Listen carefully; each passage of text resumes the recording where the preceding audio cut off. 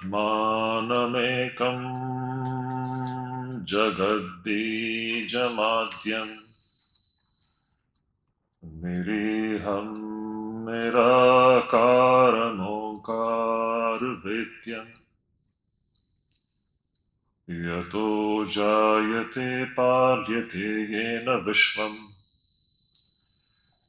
Tamisham Bhajeli Yate Yatra Vishvam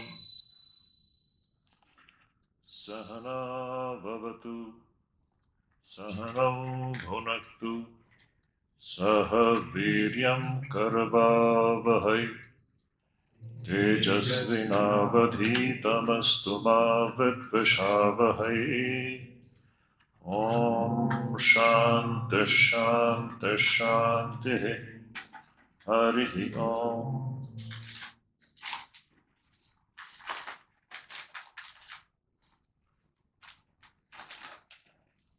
Dear students,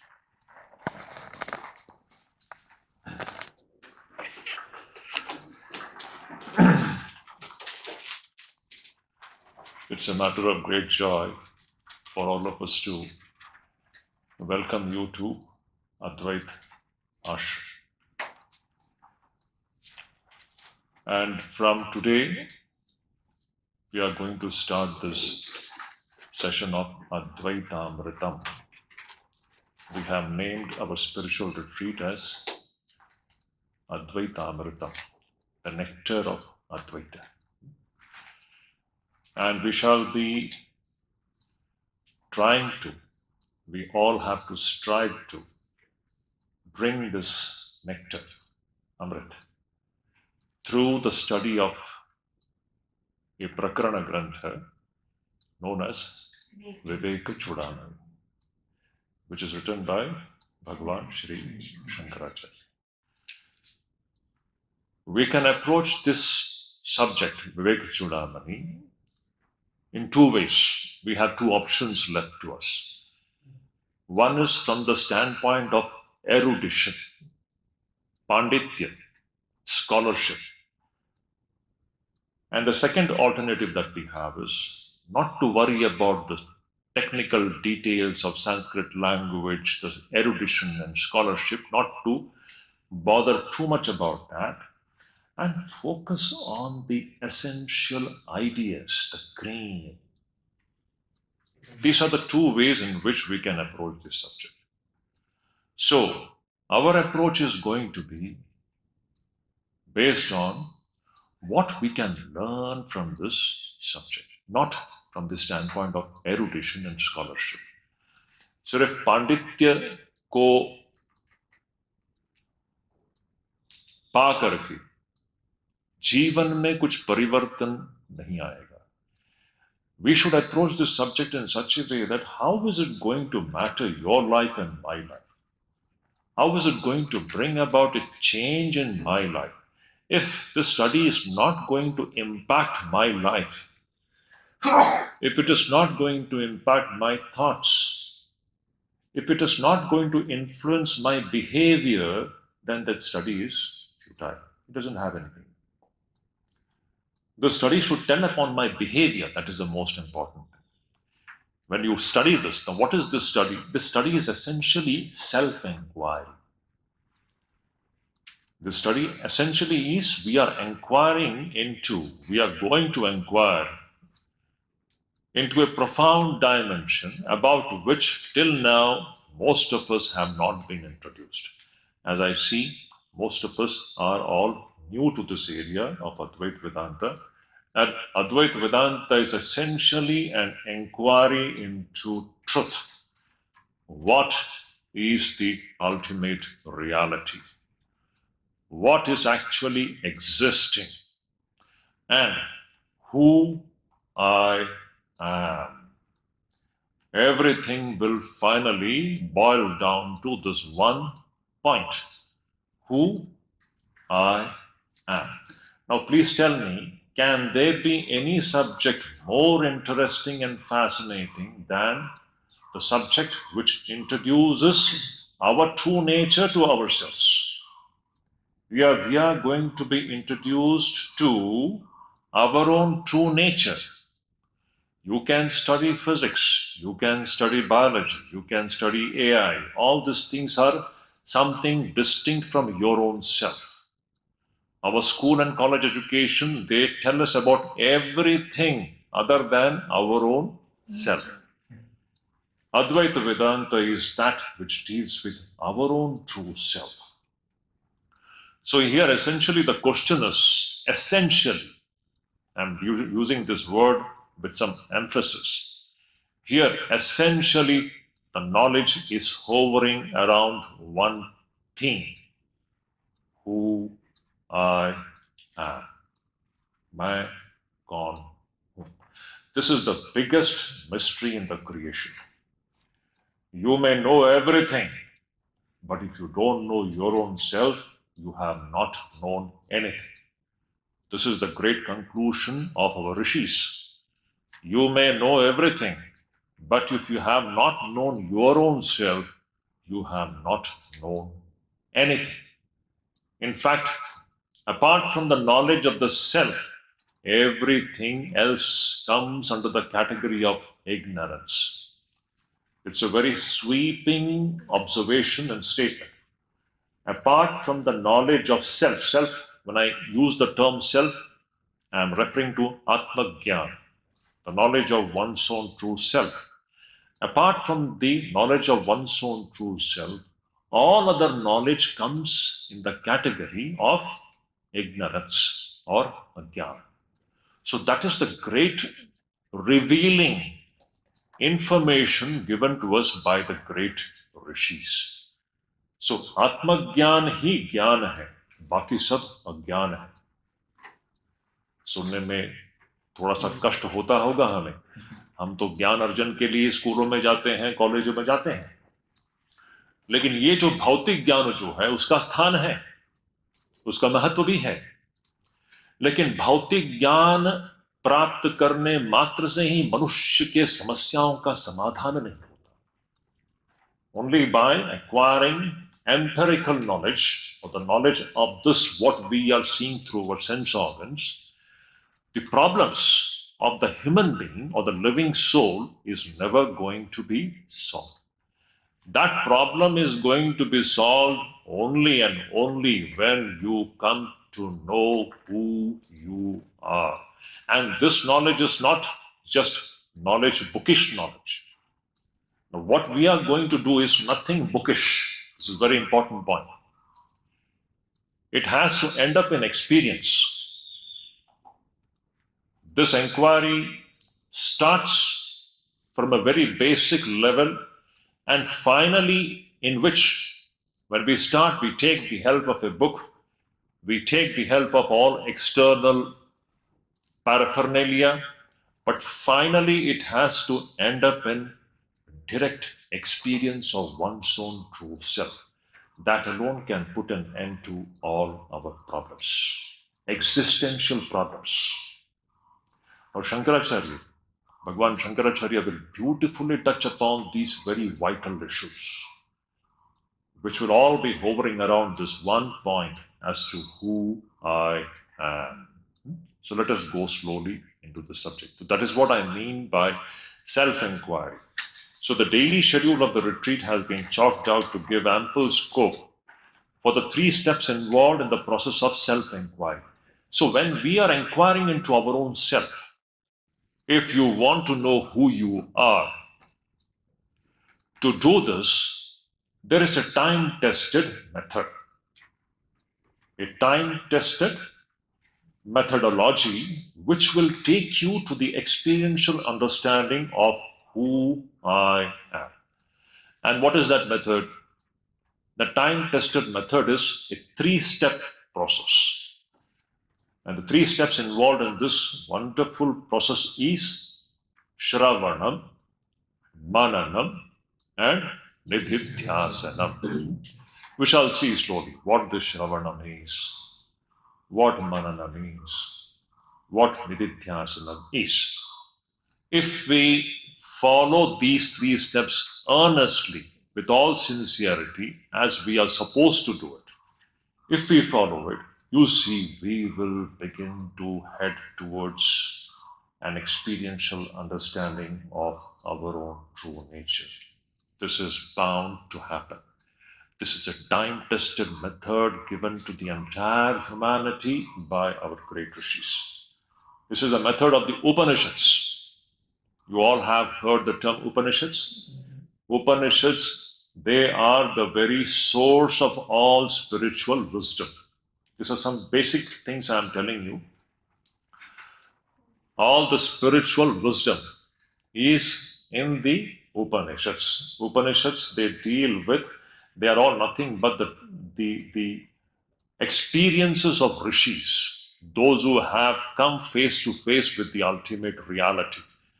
They have experienced the ultimate reality and they have given it to the entire world. So now they have done it. They know how to reach that. And it is this method of 3 steps, Shravanam, Mananam, and Nidhyasanam. It is their prescription. And it is unfailing. It is time-tested. From timeless past, this method has been adopted by every seeker of truth, and people have come to an experiential understanding about one's own true nature. So these are the important things. So what we are going to do in the next 10 days is we are going to inquire into one's own true self. It's a penetrating investigation into this one datum. And what is this datum? I. It is a penetrating investigation into one datum. We are all experiencing I, is it not? There is no one here who is not. I is the very foundation of our identity and personality, is it not? Our personality stands on this I factor. Whenever we are doing anything, we are thinking anything, everything proceeds from this I, a very important datum, is it not? I will do this, I will do that, I will go to Mayavati, I will attend the spiritual retreat. How did you reach here? The starting point was all I. Everything is based on this I. Now, we are confused about the meaning of this I. This is the big problem. Presently, we have a set idea about I, which we have never questioned. Now we start questioning our present idea of I. Is it really the correct idea of I? Or is there any other meaning to this term called I? This is the question. Question is who I actually am, or what is the correct meaning of this I. Presently, I means we have taken it for granted.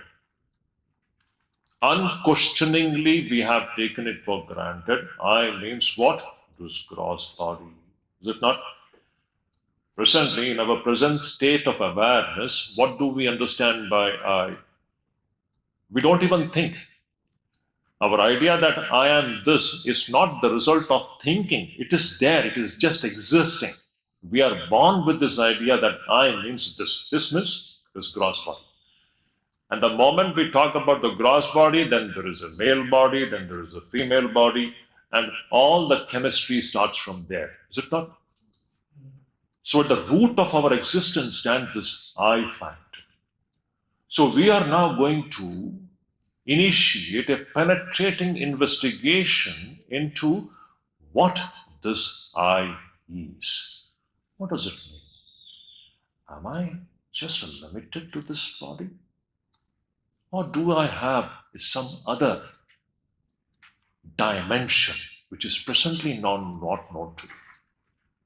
My question is, am I really limited to this gross body, or do I have another dimension which is presently not known to me? That is the quest. So we all need to remember one thing. We are all here as seekers of truth. When you do this investigation, your frame of mind should be just like a scientist's frame of mind. Is it not? A scientist wants to know what the truth is. Similarly, we are also here, and we should sit with that kind of a frame of mind which is a mind which is wanting to know the truth, which is wanting to seek the truth. So we are all seekers of truth. This frame of mind is very important in Vedanta. हम लोग सब यहाँ पर सत्यान्वेषी हैं. सत्य की अन्वेषणा करने के लिए हम लोग यहाँ पर एकत्रित हुए हैं. हमें जानना है कि सत्य क्या है. I want to know what the truth is. Who am I? और इस प्रक्रिया में श्रवण, मनन, निधिध्यासन, ये 3 ऐसे steps हैं in and through which we shall be finally coming to a different understanding about one's own self. It's a wonderful development waiting to happen in every human being's life. It's an amazing development just waiting to happen in every human being's life. It's only a matter of time. Once you institute this investigation, something amazing is waiting to happen in your life, in my life. And this is the best thing to happen. So we do it through Shravanam, Mananam, and Nididhyasanam. So what is Shravanam, Mananam, and Nididhyasanam? I will talk about that little later.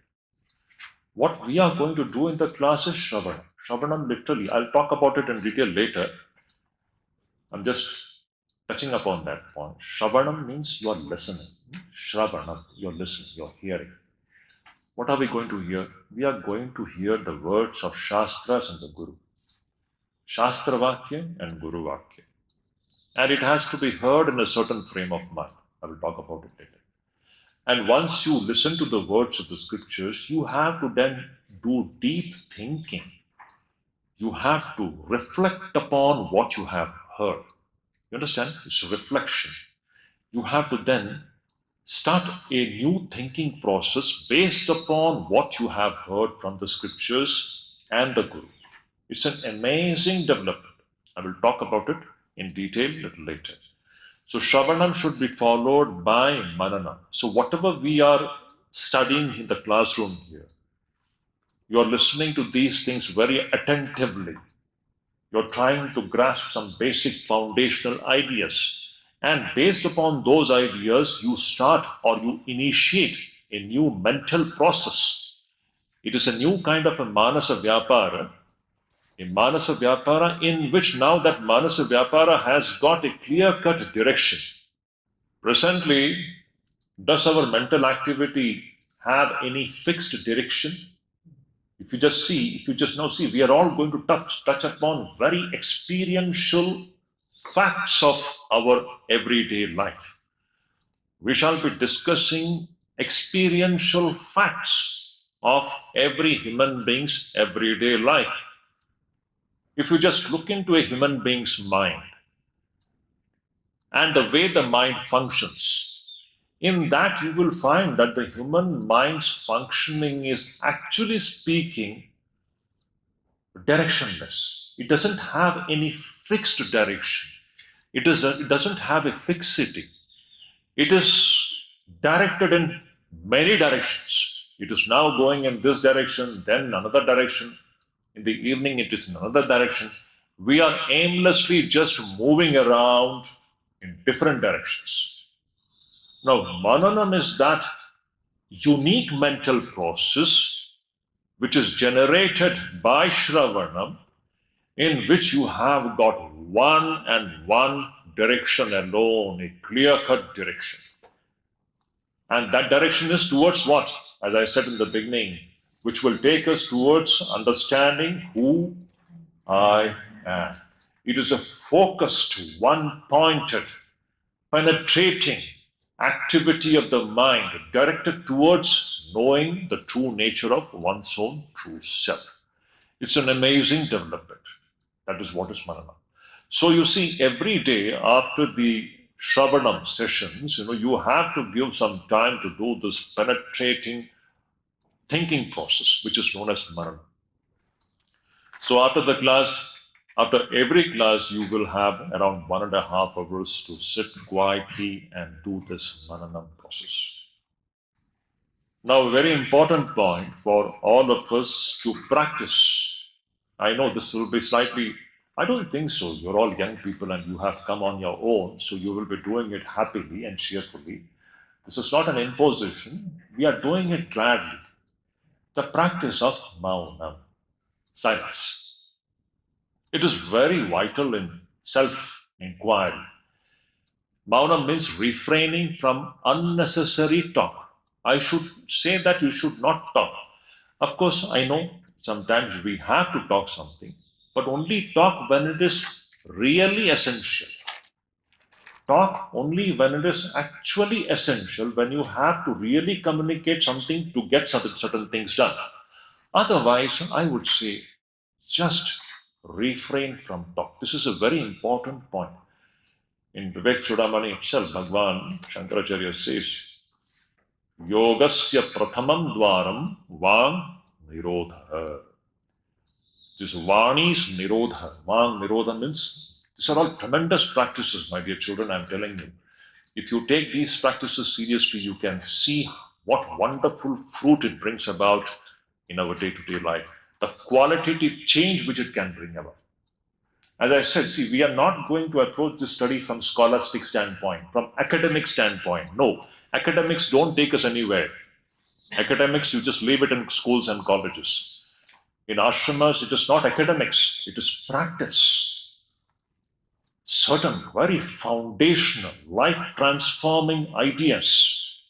They are like just seeds, seeds which when sowed, it fructifies in the form of amazing development which is waiting to happen in every human being's life. So we are going to approach the subject from that standpoint, not from the academic standpoint or scholastic standpoint. This is very important. I make this point very clear. So maunam, it's a very important practice in spiritual life. Just imagine, as long as your energies are getting scattered through unrestrained speech, you are just giving free vent to all kinds of thoughts which are rising in your mind. How do we give vent to all the thoughts? You give vent to your thoughts through your organ of speech, is it not? Speech means what? Whatever is going on inside the mind, it's coming out in the form of words and speech, is it not? No, as long as this is going on in an unrestrained manner, tell me, how can you do manana? How can then your mind be controlled? How can you turn the direction of your mental activity from outside to inside? As long as your thoughts are freely getting expressed through your vocal organ, how is it possible for your mind to be directed towards this wonderful inquiry into one's own true self? It is not going to happen. That's why I see great rishis, they tell the first doorway to yoga. Yoga means what? Going back to our own true source. What is our true source? It is still not known to us, my dear children. Now that is the inquiry and that is the investigation. That is the penetrating investigation into who I am. So going back to one's source is what is yoga. And opposite of yoga is bhoga. When all of our energies are always going outside, it ends up nowhere. On this direction, your energies can go and go and go and go and go endlessly. But unless it is given a different turn, inward turn, we shall never come to know what our true nature is. To do that, the first step, Bhagwan Shankaracharya says, is maunam, vang nirodham. So this maunam should be taken very seriously. For the next 10 days, this will be a very important component of your daily life here in the ashrama. Now you are living in the ashrama. And I always say, so many batches, they come here and they are introduced to Advaita Vedanta and Mayavati Advaita Ashram. I always tell all the batches, you see. See, once you go back home, you have no other alternative other than talking and interacting. Here you have a chance to practice maunam and nobody will object. If you go back home and if you keep silence, you know what is going to be the reaction in your family. Is it not?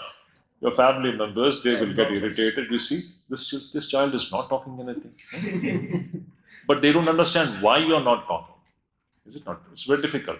Outside, to do these things becomes a bit challenging.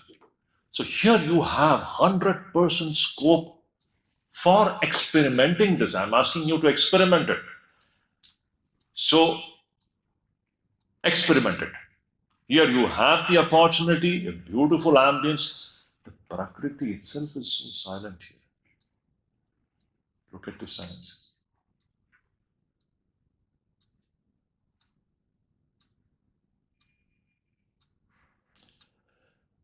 Silence itself is so loud.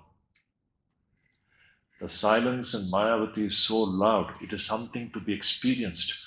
The more and more your mind sinks into the silence, I'm telling you that these are all experiential facts. That's why I told you, we are not going to approach this subject theoretically. You will be experimenting what is going on inside you. The more and more your mind sinks into the waters of silence, let it sink, let it sink, let it sink. You will be coming closer to your own true nature. That's the point. You understand? For the next 10 days, you have to do this experimentation. So to do Shravanam, Mananam and Nididhyasanam, a very inseparable and indispensable practice is the practice of refraining from speech. Maunam. So I hope you will do it. This is not an imposition from outside. You should be gladly welcoming it, and you should be eager to do it by your own self. Nobody is going to monitor you. I'm not going to tell you. But I hope that as earnest seekers of truth, young seekers of truth, you should take this practice seriously. This I expect. That will do good to you. You will benefit from it. You will see the joy of silence. It's an amazing thing. There's a saying, silence is golden. And really it is golden.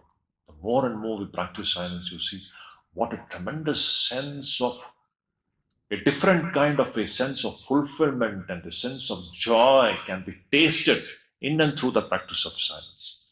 When we are continuously, unnecessarily talking, we will never be able to taste what is inside us.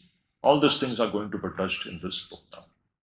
This who I am. Now, this is going to be the main focus for the next 10 days. And I'm telling you, this is an amazing investigation. You will see it for yourself. By the time we end up in 4th, 5th, 6th days, you will see where we have landed up. How Shankaracharya ji, Bhagavan Shankaracharya, very systematically takes us, just like a mother holding the hand of a child and guiding the child to walk. Like that, this great Rishi will take us, holding our hand and making us stand face to face with that supreme reality, which is your own true self. You will see it for yourself, provided you do what you're supposed to do and you refrain from those things which you're not supposed to do. So that is the reason we emphasize these two practices. Practice of maunam and refraining from the use of mobile phones for the next 10 days. So do not bring out your mobile phone. Just leave it in your rooms. I hope you all will take it seriously. So we pray to the Supreme Divinity to shower His grace, anugraha, on every member of this retreat so that he, she can uplift himself, herself, and rediscover oneself in a new light. Om Tat Sat. Something about this Advaita Ashrama, a little bit. This Advaita Ashrama was started by Swami Vivekananda in 1899. About Swami Vivekananda, you all have been introduced. Anyone not knowing about Swami Vivekananda here? Everybody knows. What Bhagavan Shankaracharya did 1200 years ago, Swami Vivekananda did the same thing now in the modern times. You may say he is the modern Shankaracharya. Exactly. Both these great masters, their mission was to give this nectar of Advaita to the entire humanity. Because this Advaita is the only thing which can save humanity. It may sound a bit fanatic and dogmatic when I make this statement, but this is not an exaggeration. This is not an exaggeration. No other system can do. Especially the way the people practice the different religions in the world, they cannot do. It is this Advaita is the only system which can save the humanity. Why? It will become clear. Because this is pure science. All the religions of the world as they are practiced today, they are all belief systems. You are asked to believe something. Some God who is existing up in the sky, beyond the clouds, beyond the heaven, and He's ruling the world from there. All these ideas we have, After death, you will be going there. Then there is a heaven is there is a hell is there. Then the God sitting there, a bearded man who will be casting you either into the hell or to the heaven. Swami Vivekananda says these are good for kindergarten children.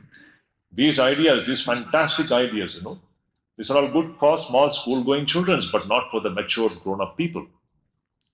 A matured human being is a person who cannot just believe in anything just like that. If what you're believing in, if it is not verifiable, then it is a big question. Can we verify the God sitting up in the sky beyond the heavens and all those things? It is not verifiable. Advaita Vedanta talks about a reality which is not an imagination, but which can be verified by everybody. You can see now what we are going to study. Every single teaching or the idea which is going to be placed before us by this great master, every single teaching means every single point is verifiable. You can verify, I can verify.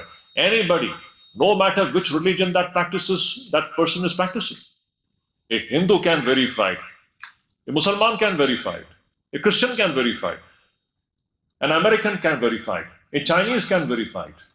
Anybody can verify it. Because it's a pure science of the self.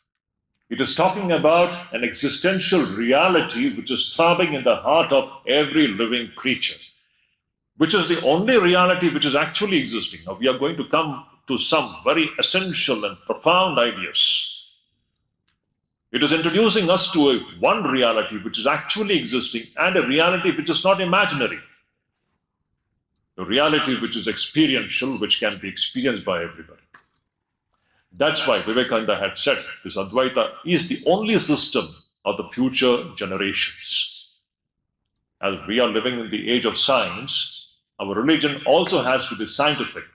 If it is not scientific, it is not going to appeal to the modern man. That's why Advaita is the only system which is going to be the future religion of humanity. Swami Vivekananda's great statements. Anyhow. So Vivekananda started this ashram in 1899. You all know that Swamiji had gone to America in 1893. Huh? What do you know about him? What did he do in America? In Chicago, there was a religious conference at Chicago. Yes. There he delivered about Sanatana Dharma and what Exactly.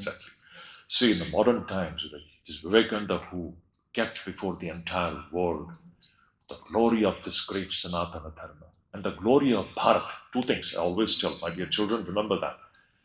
Everybody should know the glory of our land, our motherland. This is the most unique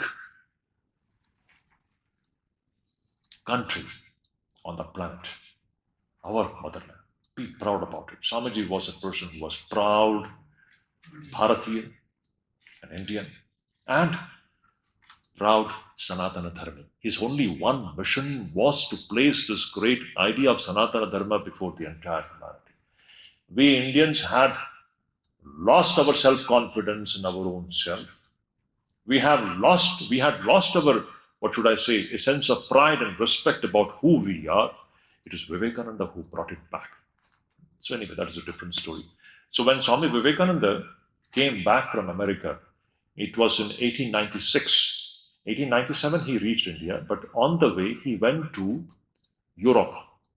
On the way back to India from America, he went to Europe, in Switzerland, in Swiss Alps. So seeing the Swiss Alps, there also the snowy mountains are there.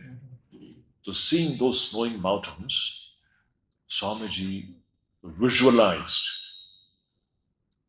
that he should have one ashram on the lap of the Himalayas. Seeing the Swiss Alps, the snow-covered alpine mountains, he was reminded about Himalayas.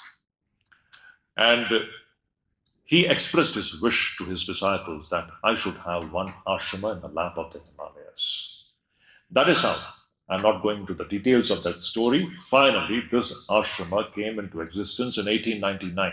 In 1896, he had expressed his wish, and in the next 3 years, in 1899, in March 1899, this ashrama was started here on the lap of the Himalayas. From here, you can see 380-kilometer range of Himalayas. Actually, now it is all covered because of the monsoon season. Otherwise, if the clouds are cleared, we have a dazzling view of Himalayas from here. 380 kilometers of Himalayan range is dazzlingly visible from here. Amazing scenery we have. And Swami Vivekananda dedicated this ashram completely to the practice and preaching of Advaita Vedanta alone, exclusively. This ashrama is dedicated to the practice and preaching of Advaita and Advaita alone. Here, no dualistic method is allowed or permitted. He was very emphatic in his vision, very clear in his vision. That's why you see in this ashram there is no temple. There is no temple, there are no forms, no rituals, no ceremonies, anything. There is only Om. This is another thing. What is the meaning of this Om? We shall look into it. The entire reality is packed into this one sound called Om. These are the great mysteries of this creation itself. Anyway, we shall come to that point slowly. So this is what is Advaita Ashrama, which was started by Vivekananda with the intention that this ashrama is dedicated to the practice and preaching of Advaita and Advaita alone. And this has been going on for the last 127 years. It is 127 years old ashram. Can you imagine? For the last 127 years, this beautiful ashrama has been existing and it has been doing its job silently. So, this is about this Advaita Ashrama.